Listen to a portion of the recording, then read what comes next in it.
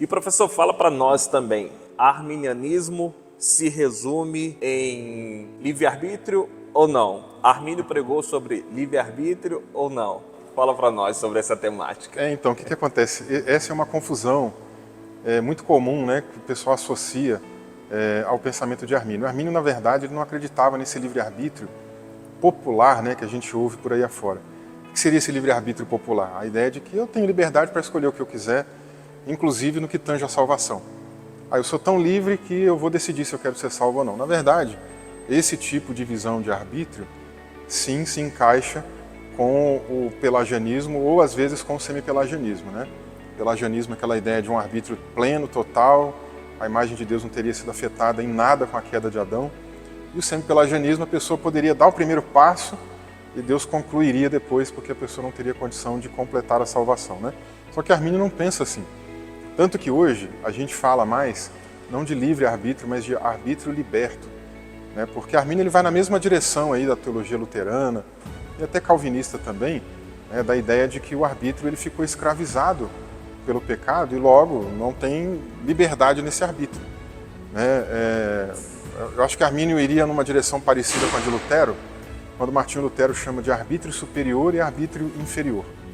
O arbítrio inferior seria o que os reformados têm chamado, né, de um tempo para cá, desde o século XVII, por conta de um teólogo chamado Edward Stillingfleet, de livre agência, né? Então, arbítrio inferior é o mesmo que livre agência, que seria a liberdade para tomar decisões na esfera natural, naquilo que não tem nada de espiritualidade. Você vai no mercado comprar uma caixa de leite, por exemplo, né? E você tem várias marcas ali, cada marca com um valor diferente, você vai escolher porque não é uma decisão espiritual, né? Tem outras coisas ali que vão te influenciar na tomada dessa decisão, mas não é uma decisão espiritual. Já o arbítrio superior, não. O arbítrio superior é uma decisão espiritual. Daí o Lutero chama superior, né? Uma coisa acima. Que para a tradição calvinista seria mais essa ideia de livre-arbítrio, né? E Armínio vai na mesma direção. Se a gente estudar como que ele entendia a imagem de Deus e como a imagem de Deus ficou depois da queda de Adão, nós vamos entender que para ele é a mesma coisa. Esse arbítrio inferior mantém-se no ser humano, mas mantém-se de que forma? Corrompido.